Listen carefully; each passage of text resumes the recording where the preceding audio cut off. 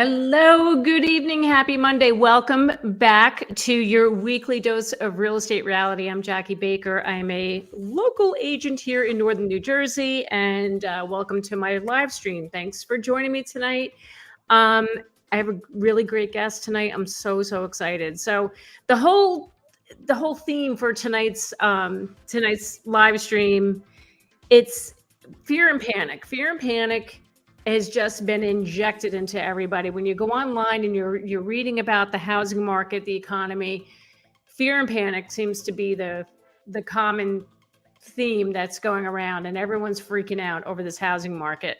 But you've heard me talk about this every week, that you can't believe everything that's out on the internet. You can't. And also on YouTube.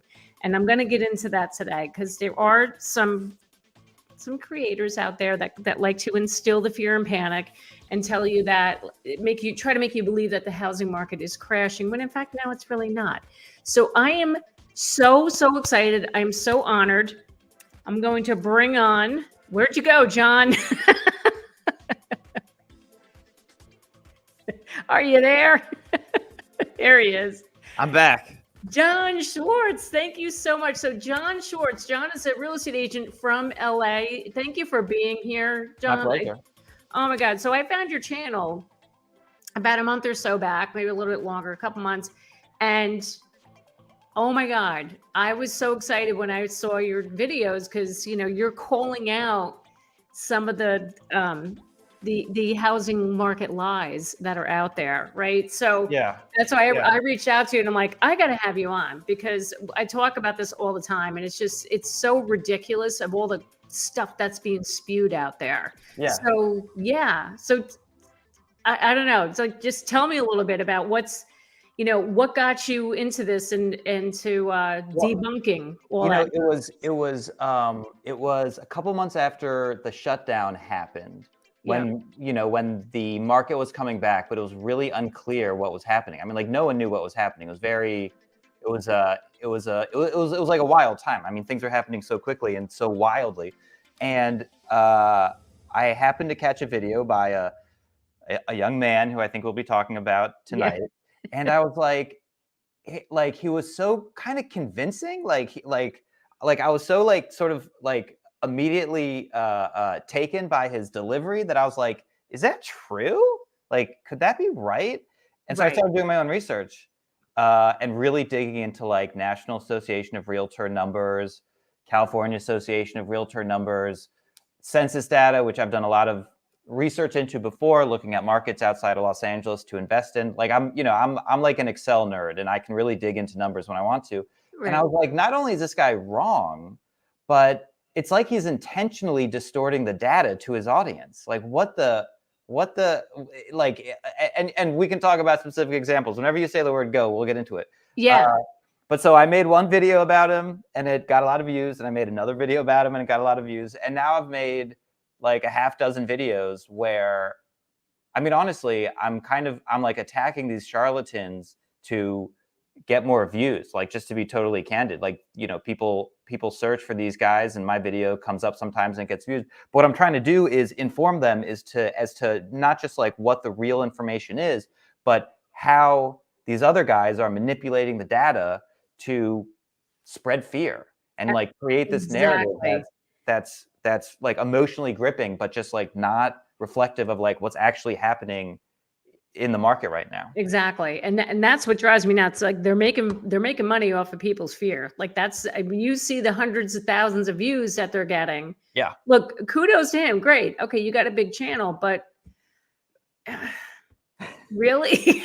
It's incredibly unhelpful, especially because, I think a lot of the audience for these guys are other young guys who aren't really in a stage of their life where they're thinking about buying a home or selling a home.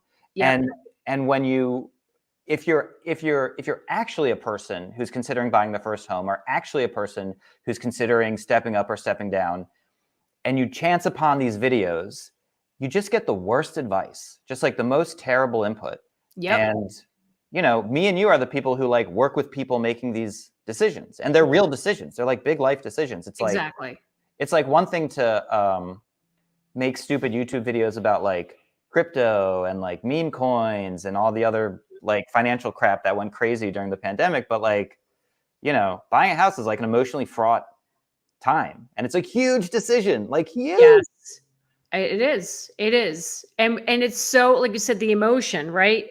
People, I deal with this a lot with my first timers. They, you know, when they got the offer accepted and are under contract, then they start like questioning, oh my God, I just saw this on the news. Like, you know, the market, this market, that, am I doing the right thing? Am I am I going to lose money on this? I'm like, oh my God, I'm like, shut off the computer, shut off the TV. Like, Yeah. Yeah. I don't. mean, Yeah. I bought my first home in 2009. And it wasn't a great home purchase. I bought a flipped house, which in retrospect, I wish I'd bought something that I could have put some more equity into. I also bought in 2009, and we all know the market bottomed in 2011. Yep. So I watched my home lose value for 2 years. In fact, so California has an incredibly advantageous property tax law that our property tax can only increase 2% per year. Okay. And so the longer you own, the lower your tax base is relative to the actual value of your property. Yeah. As an example, I know for a fact the property I'm sitting in right now has a tax basis of something like $1.8 million. And the property next door, which is almost identical, has a tax base of $150,000 because they've owned it since 1973. Oh my God. Yeah, it's, like, holy cow. People love to talk about California's high taxes. One thing they don't tell you about is how amazingly advantageous our property taxes are. So anyways, everyone's tax bill just gets lower and lower and lower every year. I had an experience that like rarely happens in California, which is you get your tax bill and the county has actually assessed the value of your property lower. Like property values almost always grow more than 2% per year. And so you just get that 2% growth. I guess it was in 2010 when I got my first full year tax bill, and the county was like, oh, your home's worth less than you paid for it. And I was like, oh man, even the county's hitting me with that? Jesus, like this is awful. My God. Wow. Anyways, the point is, sold that home in 2014. Yep. Like more importantly, the girlfriend who moved into that home with me became my fiance and then my wife. I lived life. It was my home, and I made a lot of money when I sold it. I sold it for $190,000 more than I paid for it. Oh my God. Good for you. You timed that right. Well, but I didn't. Like I bought on the way down. I bought 2 years below the bottom.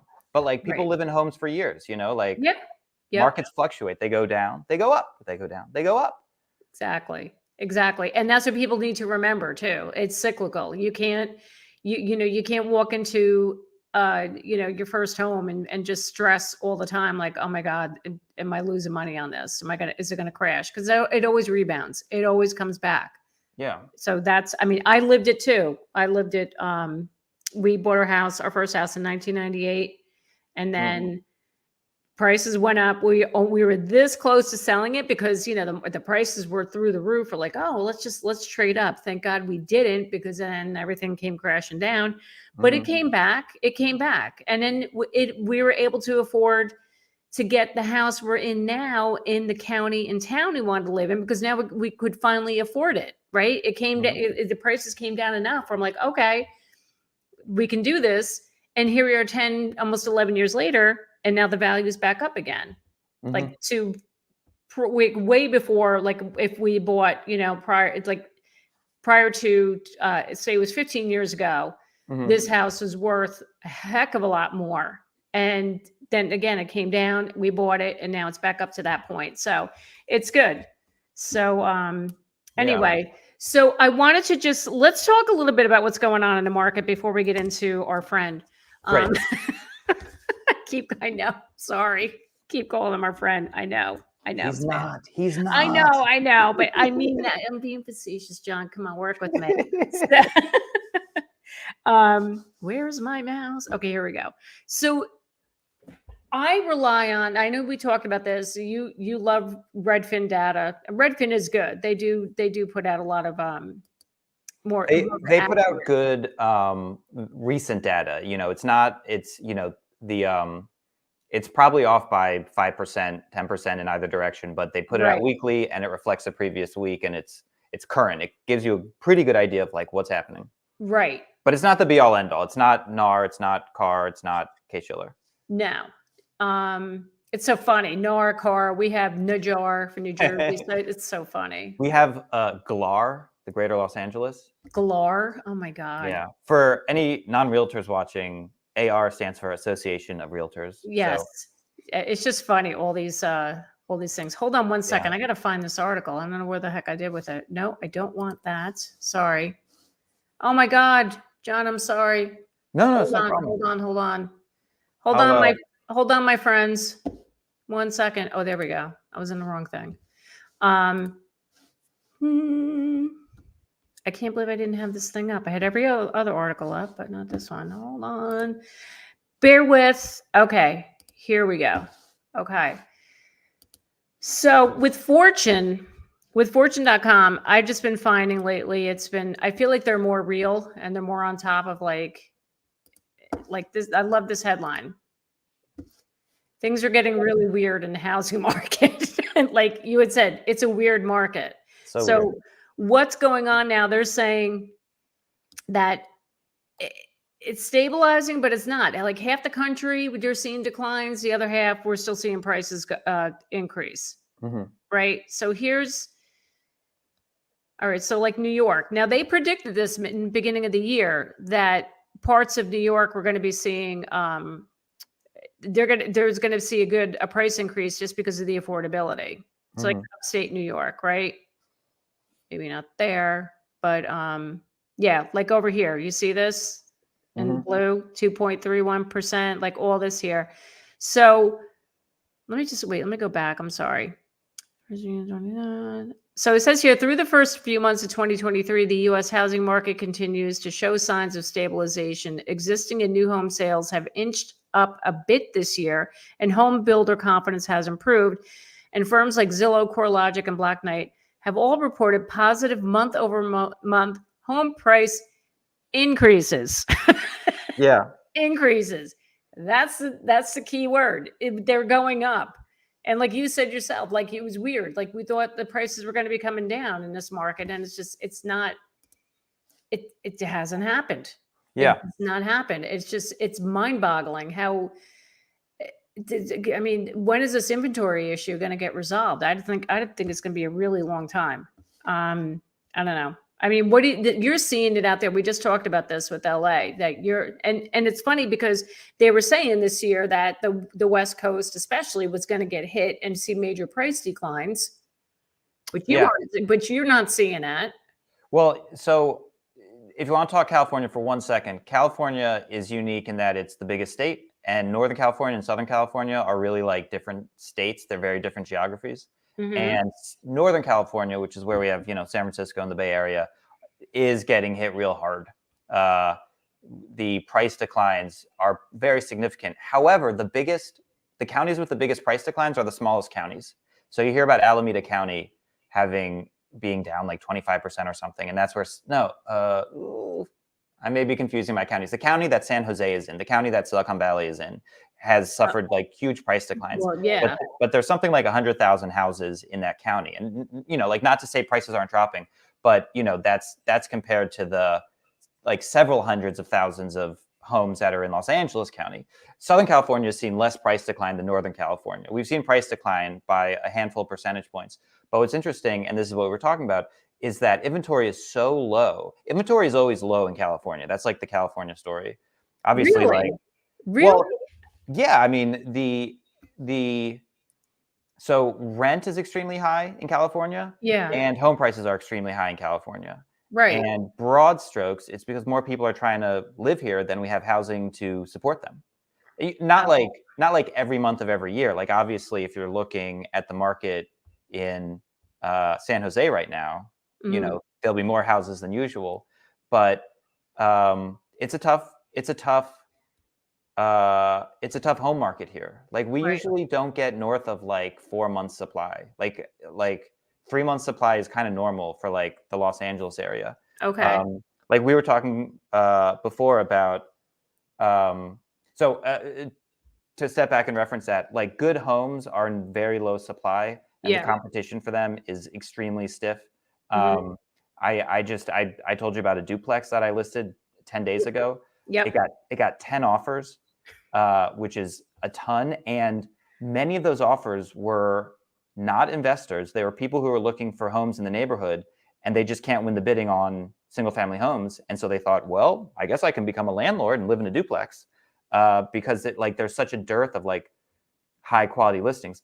At the same time, with a client, we were bidding on a fixer that needed upgrading, and it got 5 offers and sold a little over list, not much. And that's kind of the standard LA Yep. experience, that Okay. everything goes a little over list, everything gets multiple offers. Okay. But it was only really during the pandemic that things were like crazy. And then now it feels like with good properties, it's still kind of crazy. With like less good properties, it's not as crazy. But the like extremely limited supply is what is keeping prices going up broadly, even though like rates are so high and affordability is so hard. And Right. I think that's like the national trend.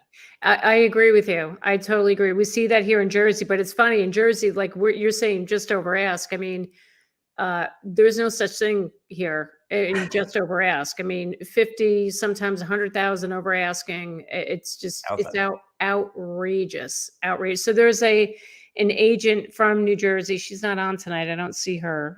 I don't see her on here yet, but she services this area, Montclair, which is right outside New York City. So everybody from Manhattan's been flocking there since the pandemic, and homes are still going for well over $100,000 over asking there. It's just and tack the New Jersey taxes on top of that. It's just, I don't know how people are doing it. Like, where are they getting this money with the interest rates? And I don't get it. I don't get it. But we're still there.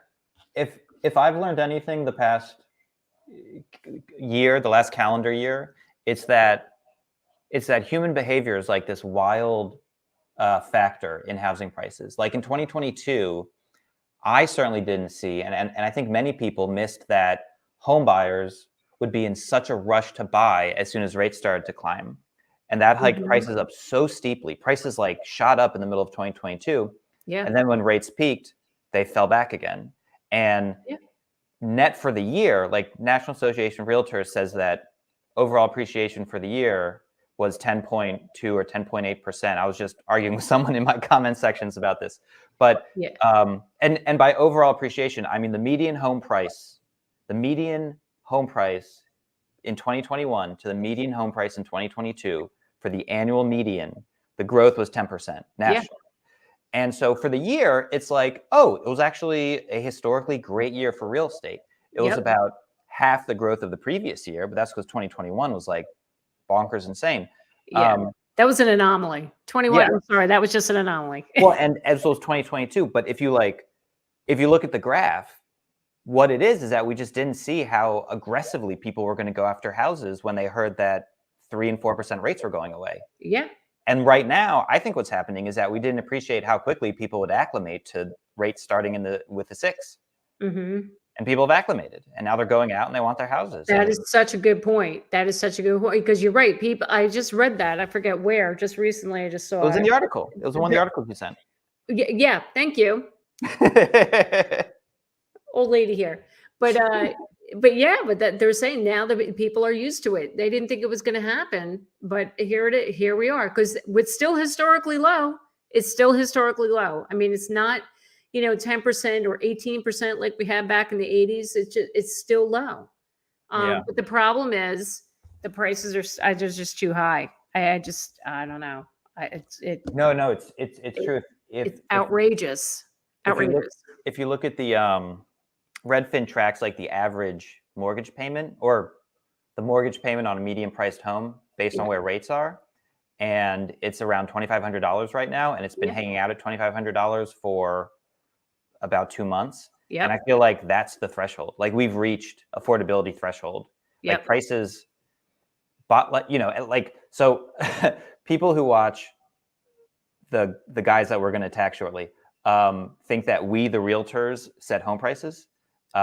which is not true. They also think sellers set home prices with the listing price, also not true. Buyers set home prices. Price. Yeah, buyers absolutely. decide the price of homes, and buyers are bidding up these homes. That's why prices have been going up since February.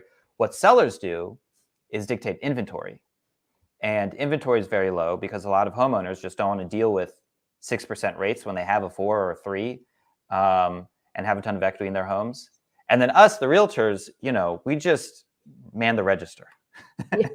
That's our role in all this. I like that. I like how you. That's a good one, man. Register. I love it. I tell people, if blaming a realtor for the price of housing is like blaming a gas station attendant for the price of gas. Like, right. It's so far out of our hands. It is so far out of our hands. It is. It's so true. I think more people need to understand that, and it drives me nuts when I get. Oh my God. They blame the greedy realtors. Yes, the greedy real estate agents, because that's what we do. Come on. Anyway, I see we have some comments here. My little producer, Johnny, what do we got? Can we pull some stuff up here? Hello, John. Here we go. Okay, this is from Brian M. Hi, Brian M. Any tips on finding listings with assumable mortgages with sub 4% rates? You know what I just saw? I saw somebody on YouTube. This is funny you're bringing this up. You can do a search. I think it's on Zillow. When you do the filters, and you can select like owner financing, and you can find homes for sale that they'll do owner financing. Are you aware of that, John? Have you heard of that? Yeah. I've seen that in my MLS that you can check a box for owner financing. Right. I think this is I think Brian's asking about assumable FHA loans. Have you heard about this? No. So FHA loans are assumable. Like, okay. It's written in the contract. And I just sent you a website. I don't know if you can promote that text I sent you, but there's a mortgage company that reached out to me a few weeks ago called Lodge, and their website is getlodge.io, and they are trying to corner this market.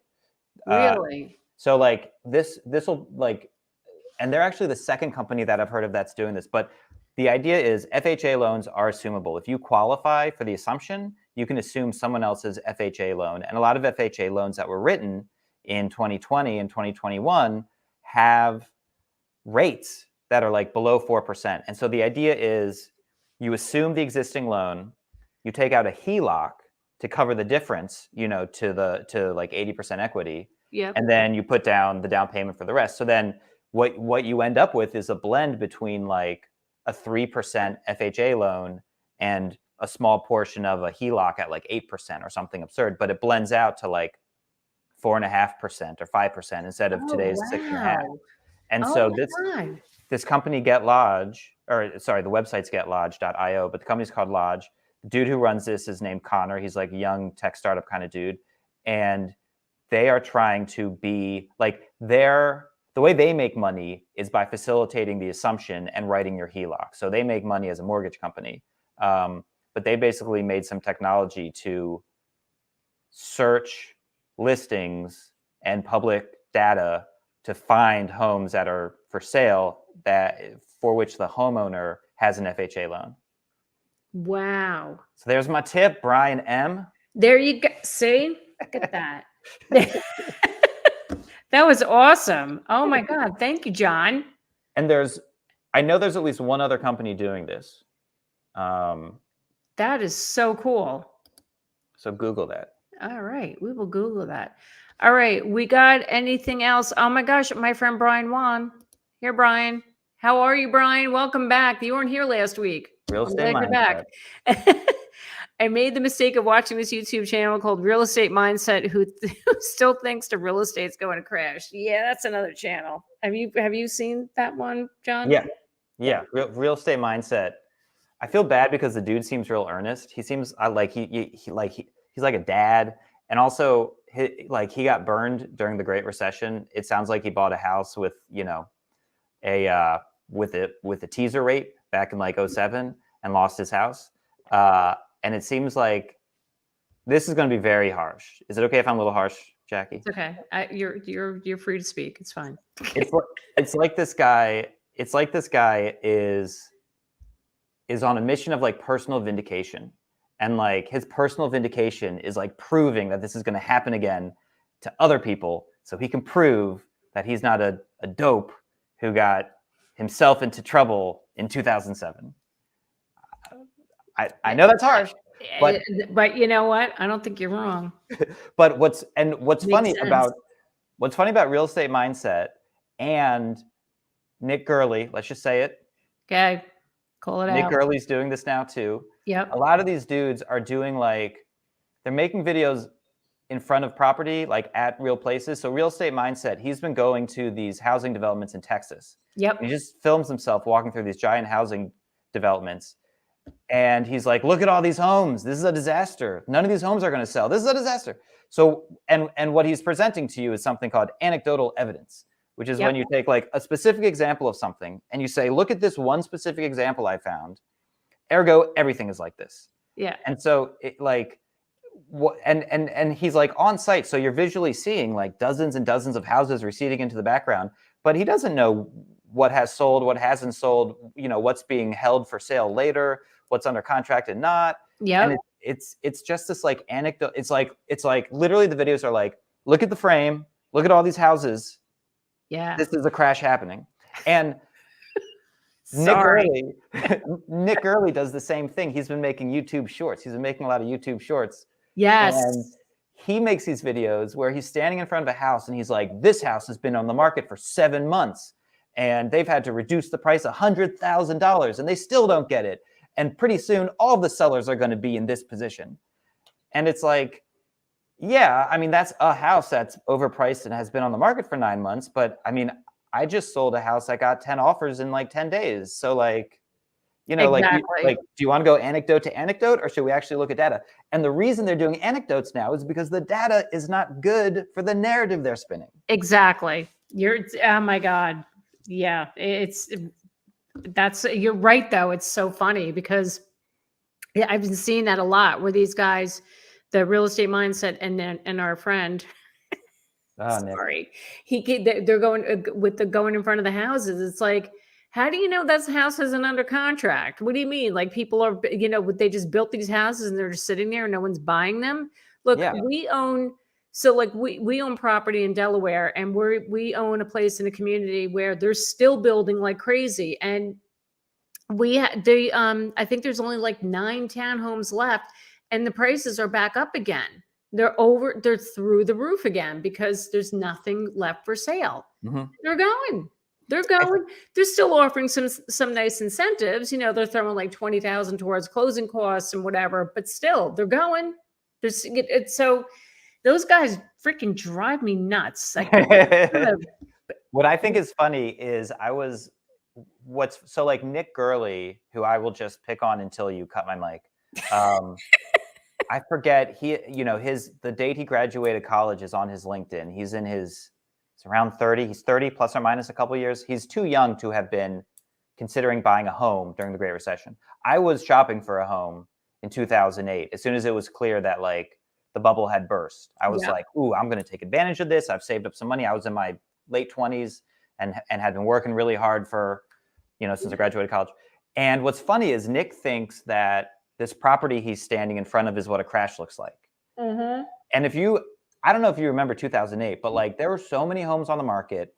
Yeah. I would call the numbers on the sign in front of the house and never get a return call. Yep. Like there were agents who were so busy with REOs. They like didn't have the time to sell you a house because they were too busy just like pushing the paperwork to get these houses from the banks into people's hands. And like, there'd be homes with for sale signs. The grass hasn't been cut in 4 months. Yep. The mailbox is overflowing with mail. And I would like literally just walk up to the mailbox and like take someone else's mail and open the utility bills to like see what was owed on this house. Like, oh my God. Nick thinks he's standing in front of a crash. He has never he's never lived it. He's never lived it. He's never lived it. Don't you love that? I mean, but that's, I don't know. It's insane. It's insane. And then his audience is probably like the same age and also like, For the record, anyone who's watching, I know I look young and I dress young. I'm 41 years old. I'm an adult person. I have a child. You're a millennial. That's I'm a okay, millennial. and that's I'm a senior millennial. you are a senior millennial, and we love that about you. So that's awesome. The So oldest millennial. what else we got here? So let's do chicken soup for dinner. Hello, welcome back. The mortgage payment numbers you were mentioning aren't that crazy compared to rents. It's still not insanely expensive to buy compared to rent in many places in New Jersey. That is absolutely true. Rents here are just absolutely ridiculous. So you are better off buying. But unfortunately, some people just they don't have the down payment. It's all about competing. You got to have your 20%. You're rock solid. You're approved. You're qualified. You're good to go with your mortgage or cash. Like cash is king here too. So we see a lot of cash deals. Oh, I got to say hello to Dom. Hi, Dom. It's good to see you. Cheers to renting. You're here with your beer. All right. I love it. I'm so happy. I got so many people tonight because the Rangers are playing tonight. I didn't think a lot of you guys would be showing up. So this is a good thing. So, hi, Manny. Thanks for coming. Owner financing not the same as assuming a mortgage. You're right. FHA's assume right, but the seller has to be agreeable. Okay. Got you. Cool. All right. Thank you, Manny. Thanks for coming on. Appreciate it. Carlos, do buyers actually have the 20% down in 2023? Yeah. I mean, the people that I've been working with, they do. I have helped people who don't have 20% and they've gotten a house. It's not impossible, but because of the freaking low inventory and there's no houses, it all comes down to the price for these sellers, right? Mm-hmm. But the down payment matters because we had the appraisal issue. If people are going to waive the appraisal, you got to make sure you have enough money down. So you're going to be able to, so there's no issue with covering that appraisal gap should it not appraise. But I haven't seen any homes under appraise in I would say since 2020, I have not seen a house under appraise. Oh, we were getting some under appraisals. I mean, recently? No. In 2022. I wasn't pretty okay here at all. I couldn't believe it. The one I had closed back in February of this year, I was nervous because that's when the rates had just they'd gone up in the fall and they was just coming down again. And then here we're like, here we go. The market's turning again. Like we got more buyers back in and we were competing. We overbid and the house actually over appraised. I couldn't believe it. I was like, because think about it. They went back to the fall, right? They have to look at the comps going back 3 months. And, back then things were like standstill, right? There wasn't much. So there wasn't much for them to comp on, but it overappraised. I'm like, this is ridiculous. I can't. So, I haven't been having appraisal trouble recently. I mean, nor did I specifically have appraisal trouble in 2022, but there were a lot of homes sold in LA with the appraisal contingency removed because they were selling for so much more. Prices in neighborhoods were climbing so quickly in the spring. There was a house I made a video about because it was a house with 1 bedroom and 1 bathroom that sold for over $2 million.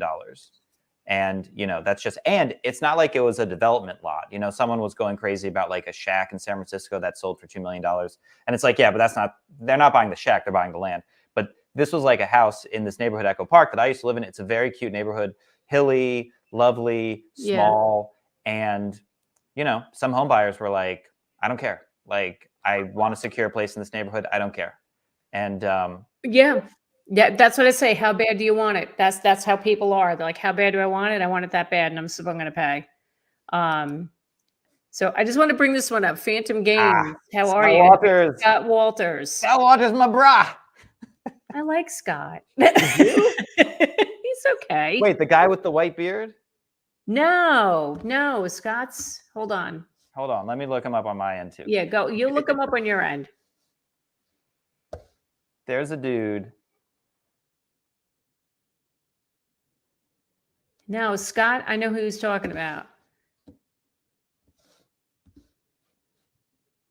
there's a guy in Santa Barbara who has this like, he's got this baritone voice, and he's always like, yeah, Scott Walters.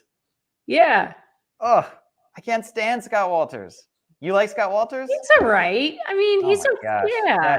Jackie. What? Jackie, can we talk about Scott Walters for a second? All right, come on, bring it on, and then we'll go on, and then we're going to talk about Nick. Yes, then we'll talk about Nick early. So Scott Walters, first of all, he's in Santa Barbara, which is getting hammered right now, and is a very small market, and is practically like a destination market. Like the population of Santa Barbara. I mean, when you think of Santa Barbara, it's like Ellen DeGeneres, Oprah Winfrey. You know, it's like such an idiosyncratic market. So I say all that just to say that his immediate market is super strange, super weird. And I mean, like, LA is a weird market, and so it's weird for me to like talk about the national market from where I am. It's even weirder for him because he's in Santa Barbara. Secondly, his videos are terrible. His advice is awful. He has made, I kid you not, two different videos in which the whole video was about how he got an email soliciting education for realtors on how to take on REOs, and that was evidence that a foreclosure crisis was coming. I know that one I didn't say. He's made two, and it's like, I want to make a video back to him saying, oh, that's so crazy. I got an email from this Nigerian prince telling me that he needs to transfer $10 million to the United States, and all he needs is my social security number. I guess that's a thing that's happening now too. It's like he literally took advertising and tried to spin it as like insider evidence. And like, that's his like tone. It's like, this is what's happening inside the industry. I got to let you people know it's no rain and sunshine, or no sunshine and rainbows here. Welcome back. And it's like, because his videos are so lacking in data, it's pure emotion. I haven't made any videos attacking him because he doesn't, like, there's not enough grist there. But like, his videos are like just pure BS, like emotional drivel. With all due respect, right? I don't mean to attack you for being a pal.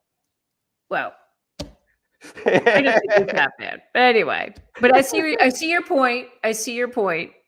Dom, thank you for the coffee fund. You're so generous. Alex, I'll take weird housing market for 200. Houses on market for 120 days, decrease, and all of a sudden increase and say, love it. And I just want to point out my buddy David Matney from Omaha. Thank you so much for the love, the support. I appreciate it. For this, you guys are incredible. I just love it. So, all right. So let's John, pull up your the video, because we have to. We're probably gonna like get a lot of crap for this, but you know, it's okay. We're just people sharing opinion. Right, that's what it is. We're sharing information. We're sharing like the right information. All right. Okay, we got it. All right, cool. Let me make this a little bigger. Okay, so I'm just going to play 25 seconds of this. Okay. And what we're watching is a video made by Nick Gurley of Reventure Consulting. And this video was uploaded to YouTube June 11th, 2021. All right, keep in mind, we're in 2023. Remind yourself what happened in 2022. We're going back behind there, not to the winter of 2021, not to the fall of 2021, back to June 11th, 2021. How's it going, guys? This is Nick from Reventure Consulting. This is the video you have all been waiting for. I'm officially calling it as of the second week of June 2021.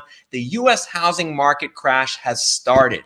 That's right. We've passed the peak U.S. housing bubble, and from this point on, things are going to start to go south, and they're going to start to go south really, really fast.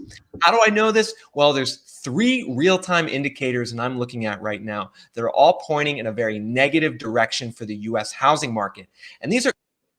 All right. Okay, so... yeah, okay, go ahead. Take it away, John. Go ahead. Jump in anytime. I get verbose. No, that's why I have you on here, because you're all right, go ahead. So June 2023. Okay, so I think yes, perfect. Are you seeing the Redfin now? Hold on. No, I don't see that yet. Nope. Oh, is it still sharing that? Okay. Yeah, we're gonna take this one down and then put Redfin up. Sorry, I just want to present a graph to actually show what happened. And now let me ask you one more question. Do you see like the drawing I'm doing on the screen? Hold on one second. Let me pull you up. I can't see a drawing, but I see your mouse going. That's not showing up? No. Okay. All right. That's okay. Well, so the point is, this is Redfin's most recent weekly data. Here's the median sale price of homes. 2021 is this blue line. If you look at June 2021, the median home price was that 340, 335? It continued to climb, fell off a bit in the fall as prices do, and then climbed through the end of the year. Then, of course, we had 2022. So it was like a full year later that we reached peak pricing. And what's funny is I get into arguments with people in my YouTube channel where they're like, well, Nick was just early. And it's like, yeah, but look at what's happened since Nick was early. Okay, this is a graph of home buyer housing payments. And if you look at the and what Redfin is graphing here is the payment on a median priced home given where mortgage rates are. So when Nick made that video, mortgage rates were at like 3.2% and have only gone up since. So when Nick made that video in 2021, the median mortgage payment, where are we in June, was like $1,700. Yeah, just look where we are now. I know. $2,555. Oh $2,555. So this is why Nick is terrible, because he is making content that, granted, is mostly being consumed by, lame young men who want to be investors and stuff like that and are watching YouTube for their investment content. Yeah. But there are some legitimate home buyers who are watching his content and are like, oh, I guess I should wait.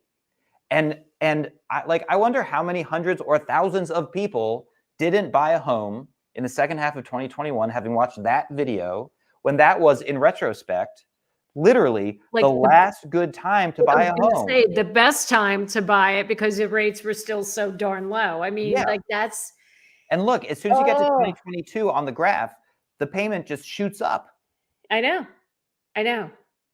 You're right. That was the best time. And he's like, I'm calling it. Really? I'm calling it. This is it. June 2021. Okay. All right there. Yeah. Awesome. And of course, we don't have to waste, any more of our life watching the rest of that video. But what Nick talks about in the video, the three things he talks about are mortgage applications going down, the price of lumber going down, and what was the third one? What was that? Oh, and the inventory deluge that's on the way. Like that, a huge amount of inventory is about to hit us. Yeah. And what's frustrating is that those are the exact same talking points that these guys are using right now. Right. That we're about to have a deluge of inventory, that mortgage applications are going down. And to be clear, mortgage applications went way down in 2022. That's real. That happened. Oh yeah, for sure it did. But they weren't going way down in 2021, and they're not going way down now. They're rather stable now. Yep. Which is why pricing has been climbing since February. Yep, exactly. But that's a classic one right there. That video. He's calling it. Oh my God. I'm calling it. This is the video you've been waiting for. Yeah. Okay, sure thing. Premature there, Nick. Yeah, but, by a year. May I go on? Yeah, absolutely. This is what pisses me off about Nick so much. Nick is not dumb, and Nick knows how to manipulate data to make his points, and he's very good at it. Right. And he's so prolific with it that people just get drowned in it. I'll give you an example. I made a video about him. I think this was my first video attacking him. He made a video about California. This was his video must have come out the end of 2021, because my video came out January 2022. And he was making this point that California was about to suffer the most epic housing crash it's ever suffered, worse than the Great Recession, because the California economy was completely falling apart. And he brought up the stat that California has had more job losses, more pandemic job losses than any other state by a factor of 2, if not 3. And what's absurd is that California is also larger than every other state by a factor of 2, if not 3. Yep. So when you actually look at the per capita numbers, California was not losing more jobs than any other state. It was like 6th or 7th on the list. So now here's the thing. That's still like a lot of job loss. Like, and like, Northern California has been hit hard. But I'm watching it and I'm thinking, okay, does this guy like not understand the concept of per capita? That like when you compare two areas that have disparate populations, you need to do like a per capita calculation for each one. Like, does he not understand that, making him just a huge idiot? Or what's much more likely is that he completely understands it. But people are just, so much more like impressed and want to keep watching if someone's uncovered this stat that no one else is talking about, that California's lost 2 or 3 times as many jobs as any other state. It's like no one else is talking about it because it's true, but it's not the way you actually look at numbers. Right. Exactly. Yeah. Well, it's infuriating. That's what he's good at, unfortunately. David has a comment. Oh, sorry. David has a comment. He likes to talk about median household income too. Yes. David, go to my channel. I made a video about this. Yeah. This is another thing. Boots on the ground videos, new construction. Yeah, that's the real estate mindset stuff. Sorry, Jackie, I'm taking over your. You're fine. Reading. You're fine. That's why you're here. So please. No, you're doing great. I appreciate it. Yeah. So Nick made a video saying home prices are going to crash 30% because that's the crash that would be necessary for homes to fall back in line with the 70-year trend of the ratio of home prices to median household income. And that's the kind of thing where I'm like, is that true? Like, like home prices are pretty expensive relative to household median income, like more so than they've been in the past. Right. And so I like watch his videos and I'm like, how does I don't think he's right, but why? Like what is it? And so, I just think about it. First, I look at the graph and I see that like the trend line is that homes are getting more expensive relative to household median income. Right. As many things do. Gold is getting more expensive relative to household median income. Like different assets operate in different ways. You can't expect everything to move in line with household median income. There's also the fact that, for example, most technologies get cheaper in time. TVs are way cheaper to make today than they were 20 years ago. Computers are way cheaper to make. Cars are cheaper to make. Houses aren't. Like housing construction technology has not changed in 100 years. Right. And, that's one small thing to take into consideration. But I didn't take that into consideration. I said, well, what could make it that homes should get more expensive faster than household median incomes grow? Like, what makes it that his argument that homes have to crash 30% to fall back in line doesn't make sense? And I thought of a couple sort of logical things. One is that the rich are getting richer faster. And, the homeownership rate in the US is about 65%. I guarantee you it's like the 65 wealthiest percent of Americans. It's certainly not like a bell curve with the middle at the median income. It's wealthier people who buy houses. Right. And their income's growing faster. So shouldn't we compare the growth of the price of homes to the growth of that sector of America's income? For example, just as one point, right. Well, it's funny you just say that because the last video he just did, I was just watching it before where he was talking about how the incomes, it's how the market's not sustainable because the incomes aren't rising. And he goes, just go look on Indeed and look at the types of jobs that are out there. Did you see this one that he just did? The types of jobs that are available in Seattle? Yeah, in Miami. It was Miami. Okay. Jobs making like $40,000 to $45,000 a year. These hourly jobs. I'm like, dude, there's other jobs out there. Like, don't tell me that's all. Those are the only jobs available in Miami. It's completely anecdotal evidence. Right. Exactly. He made a video like that about Seattle, and he was talking about rent in Seattle, and he pulled up a couple of apartments that had rent that was like $2,500 a month, and then he pulled up a couple of jobs that were paying high teens per hour, $19 an hour. And if you watch the video closely, you notice he's pulling up apartments like in downtown Seattle, like the most expensive apartments in Seattle. And then he's going over to Indeed and choosing the lowest paying jobs. And if you actually look up Seattle, it's like the third wealthiest city in America. Yeah. Like it's like, yeah, like it has minimum wage jobs, of course, but it's a very wealthy city. Yeah. And it's just like cherry picking the data to make videos that rile people up emotionally. That is exactly it. This is what, like David says here, when the data doesn't fit the analysis, they claim it is realtors are manipulating the data. John, your analysis of the median household income is bad. Thanks, David. Thanks, David. I know, isn't he so smart? I love that you came on. This is freaking awesome. Well, this is the conversation I try to have with my wife every night, and she's like, "Shut up." Like, I don't care about this anymore. He's like, stop watching that kid's videos already. You're a dad. You have responsibilities. You don't need to waste your time. I'm like, I know, but it's just, come on. So Dom says there's one channel I like called One Rental at a Time. Yes, I've seen that channel. Brings on different people from different sides of the economy. Yeah, that is a good one. That is a good one.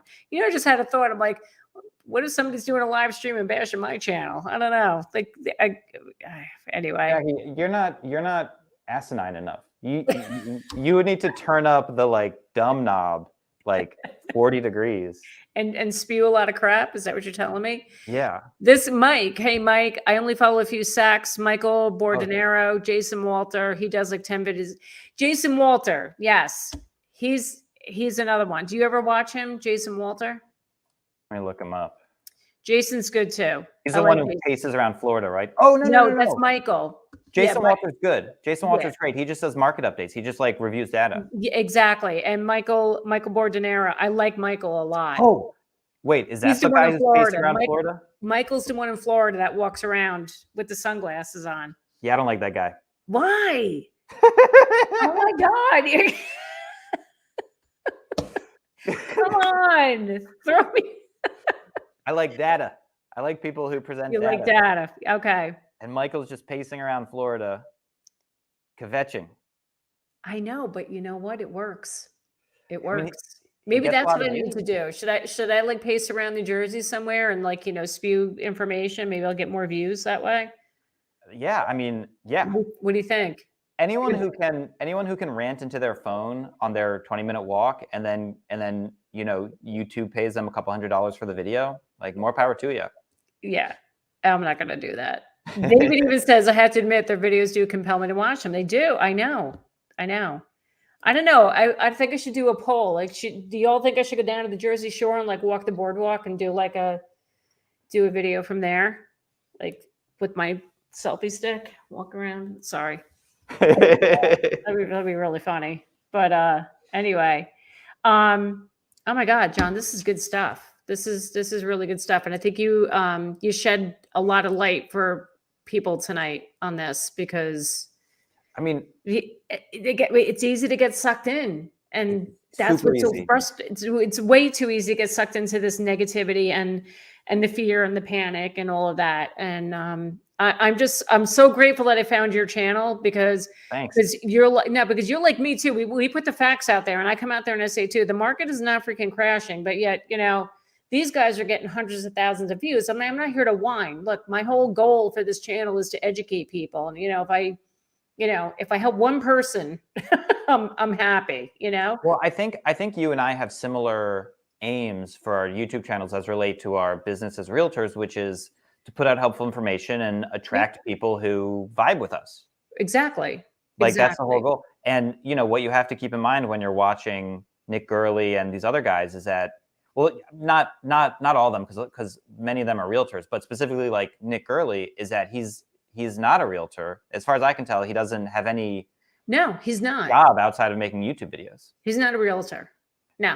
And so his motive with his motivation with his channel is to get as many clicks as possible, as much view time as possible, and generate income from it. And to that end, obviously he gets a lot of ad revenue, but he also has a $5 per month join button.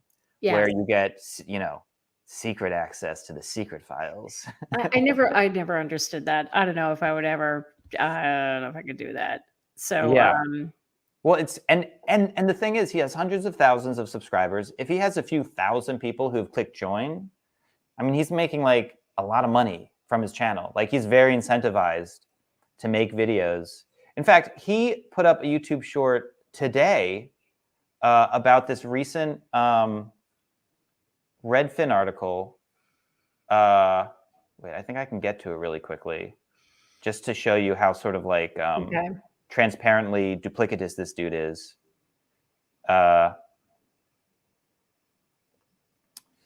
Do you? Oh, I need to screen share. Sorry. Yeah. Is that it? Wait, did you? Yes, it's this. Yes. There Yes, we go. here it is. So here's like the article. It came out last week. Investors lost money on 14% of homes they sold in March, nearly the highest share since 2016. And this is a good article about flippers they have a lower profit margin right now. Right. And this like graph is like wonderful for demonstrating. The bottom is the one I like the most, the median capital gain for flippers. And this is capital gain. It's not profit margin. It's Redfin's just looking at what the home was purchased for and then what it was sold for. And they're looking at homes that were bought by companies and trusts. And that's how they identify investors. So, you know, it's dropped. If you look at the right end there, it's dropped from about 70% to about 45%. And that's like significant. Yeah. It's nothing compared to the Great Recession, where you see median capital gains peaked at like 70% fully 2 years before prices peaked, and started to decline 2 years before pricing peaked, and then just was nosediving when pricing peaked in 2007. So like just looking at this, you can see like, yeah, like flippers are getting squeezed. And I put out a video saying, hey guys, flippers are getting squeezed, so go buy the houses that they won't buy. Like, the smartest buy right now is to buy a house that you can move into but still needs some work, that your typical home buyer is not going to care to improve, that a year ago a flipper would have scooped up because the market was so hot and the profit margins were, or the capital gains margins were 70%. Yep. Anyways, Nick Gurley makes a YouTube short essentially saying investors are now losing money. That's right. They're now selling homes at a loss. And he reads this headline skipping the word nearly. And he says investors lost money on 14% of homes they sold in March, the highest since 2016. He literally said that verbatim. And the thing is, if you actually look, it is nearly the highest because last month's, that's comparable with February's 14.5% rate. So in March, flippers lost money on 13.5% of homes. Last month, it was 14.5% of homes. So actually, their lot is improving. Yeah. Like last month was worse for flippers than this month. It's just that, you know, Redfin had their pipeline full of articles to put out last month and didn't put out an article last month about flippers. So they put it out this month. And it's still the same story. You know, it's about the same number. Yep. But the fact that he just like skips nearly and kind of makes it seem like, guys, this new thing is happening. It's terrible. You know, the market's about to crash. It's just bunk. It's just bunk. It is bunk. See, like, no, when I do my videos and I'll show the headline right off the bat. I'm like, they're saying this, but yet no, that's not what's going on. You know, where he just runs with it. You know, where like you and I, like you're saying, you and I, we try to say, yeah, no, don't believe that. This is what's really happening. You know, and again, it's all about the data. You got to show the data to prove the point. But he's like the master manipulator of the data and all that. So yeah. And his story is never going to change. The market's always about to crash. No, it's doom and gloom. The world's on fire. You're going to lose all your money, and so kiss it all goodbye. So that's the other thing, or that's another thing. And just cut me off whenever you want. But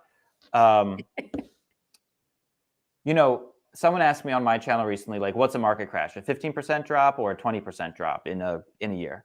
And I was thinking about it, and I feel like there's kind of a definition somewhere, but I feel like it's more about but like there was a clear housing crash narrative prior to the Great Recession. Like, credit was way too loose, and it was a real bubble. Prices were being inflated by nothing except credit that couldn't be honored. Yep. And it took down the whole global economy. Like, it was a serious story. And so to me, when I think about like, is the market about to crash? Is a crash coming? Are we in a crash? My first question is like, well, what's the story of the crash? Like, why is the housing market crashing? And the people who argue that a crash is imminent they don't have a story for why the housing market is crashing. They just think that everything is about to crash. Right. That like the entire stock market, the entire monetary supply, like the entire global economy, we're on the brink, and then, they like talking about, QE has brought us to the brink and everything's about to fall off a cliff. And like, I'm not an economist. I listen to some podcasts. I can banter with the best of them, but like, I don't know, maybe we are about to fall off a brink. I don't know. But if we do, it's not like housing is going to crash and everything else is going to like proceed as normal. Like I worry about absolute financial ruin about as much as I worry about like getting struck by lightning. Like, I don't believe it's going to happen. It hasn't happened. And also, or at least it hasn't happened for 100 and some years. I think also, as I've gotten older, I've come to appreciate how like made up the economy is. How like, Jay Powell and the people who sort of like are pulling the strings and trying to keep stuff moving along kind of know what they're doing, but really it seems like every decade is like a new decade. And, like people like to say like, we've never had, the Fed has never had such a high balance sheet. And it's like, yeah, but that's been true like every year since the Fed was founded, Right. like Right. there's no permanence in this economy, like things are always changing and people can take advantage of just the fear of uncertainty and suck you into their YouTube channels, make money off of your eyeballs, brah. So So true. Put that stuff aside. Okay. We will do that. I do have one more comment here I want to bring up here. Manushi Desai, hello, welcome. My parents who were in India visited me and said houses are cheaper than in India. If houses here are comparatively less expensive than world real estate, then does that justify house price increase? I got an answer, Jackie. What's that? I have an answer. I know you do. What is your answer? My answer is homes cost different amounts in different countries for various reasons. Homes are much more expensive in Canada because the mortgage paradigm they have is different than ours. Like when you buy a house in Canada, you get a short-term mortgage with a balloon payment in like 5 or 7 years. It's like buying commercial property down here. Okay. And the rates are much lower. So if you go up to Montreal, like right now in California, a home costs about 8 times median income. And in Montreal, it's something like 12 times. Wow. But it's because the mortgages are a lot less expensive. Right. Similarly, and this is just random, but Germany has very expensive homes and very low home ownership. The home ownership rate in Germany is like half that of the United States. Really? And I don't know why this is, but like German culture is very much a renter culture. And like the government has created incentives to promote renting in the same way that the U.S. government has created incentives to promote owning. Like homeowners get a rebate on their what is it, mortgage interest? Yes, they can write them all. Yeah, write it off on your taxes. Yeah. Yeah, homeowners can write off mortgage interest. Like, can regular consumers write off credit card interest? Right. No. No. So like, why does this incentive exist? Right. Well, Exactly. So in Germany, they've set up a different system, and housing is a lot more expensive, and renting is a lot more common. And so, like, different countries have different things going on, and so that's another reason why when people are like, homes have gotten too expensive in America, they've never been this expensive relative to household income. I'm the guy going like, yeah, but look at Canada, look at Germany, like. That's a good point. That's a good point. Because honestly, I don't know what the heck's going on in the rest of the world. So I just learned something tonight. So I don't know what's happening in India. I have no idea what's happening in India. No, but obviously it's a lot more expensive than here. So, but that's interesting. That's really interesting. So I have spent some time thinking about global real estate because I live in Los Angeles. And before I lived here, I lived in New York. And those are two of the more like global cities of America. Yeah. And like LA's exceptionally expensive. New York's exceptionally expensive. And I get in arguments with people who are like, why would you ever buy a home in LA? It's ridiculous. Who would pay $1 million for a small house? But if you compare LA to London, to Singapore, to other Hong Kong, like to other like international cities, it's not that bad. Yeah, it's a bargain. Yeah, it is. I mean, buyers from Hong Kong come here and they're like, oh, I can buy like a whole house for $2 million. Sold. It's like we're like the Walmart of housing, right? Discount. My last single family home that I lived in with my family, we sold it in 2015 to a buyer who was moving from China, who she bought it for $1.3 million in cash and converted it into a 1-bedroom. Are you kidding me? No, I'm not kidding you at all. Converted to a 1-bedroom? Oh my God. It was a 2-2 with a little guest house. And I guess she decided, she's a single woman. She was like, I don't need 2 bedrooms. I'll convert this into a 1-bedroom and I'll still have my guest house, for company or what have you. Oh my God. And it's like, because to her, it was like, oh, like 1.3 mil for a 1-bedroom house in a neighborhood I like. Yeah, cool. Oh my God. I'm like, oh, I'm having a heart attack. Like 1.3 for a 2-bedroom. Oh my God. It's crazy. I love real estate. It's so weird. It is very weird. Same thing out here in Jersey too. Like it's, people are just like, that, like I was telling you, like my investors tried to buy a house. It was listed at 729, total shack, needed to be gutted, 4-bedroom colonial. And it went for over 729. And I'm like, how in the hell? It blows my mind. Like a house like that. So now that it's going to get rehabbed and it'll get redone and it's going to go for well over millions, probably like 1.2. They put it back on the market. So it's crazy stuff. So, oh my God, we are over an hour, Jon. This has been too fun. This was amazing. This was so amazing. Oh my God, you got to come back again. Like I knew you were going to be great. I just knew it. How frequently can we bash the bad real estate YouTubers without like alienating our own audiences? We can't do this weekly. No, we can't. Every so often, but not every so often when we see bad information going out there. How about that? We can do that. So before everybody leaves, I want to show. I would like to share Jon's channel. I want you guys to go check him out. Where are you? Here's your channel. So here's Jon's channel. Please go check him out. Show him some love. Go subscribe. Watch his content. See, here he is right here. He's got from a month ago, Housing Crash Truth, Worse Than the Lies. I love it. It's a great title. That is a great title. Thank you. Yeah. I mean, I employ some clickbait to get some views. Well, but then the content is real. But we all do that. But you know what?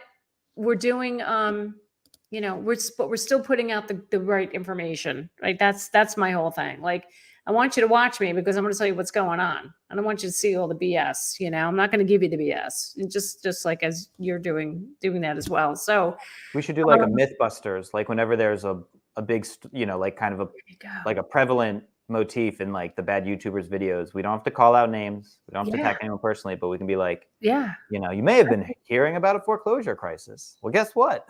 Like, we're still at 1/20th the foreclosures we had during the Great Recession. Yes. So I think you're onto something, Jon. I think we should do that. Do our Mythbusters. That'd be fun. I like that. Housing Mythbusters. I like it. I like it. Putting the real in real estate. Yeah. Putting the real in. I love it. I love it. Oh my God. The link is incorrect in the description. Thank you, Mike, for pointing that out. I will put that. I don't know why that happened. So anyway, I will take care of that, Mike. Thank you. Everybody, thank you so much for joining. Jon, you were amazing tonight. Thank you for having me. This was super fun. This is wonderful. I'm so glad you finally made it on. And everybody, you all have a wonderful week. And I will see you all next Monday. So have a good one. See you then.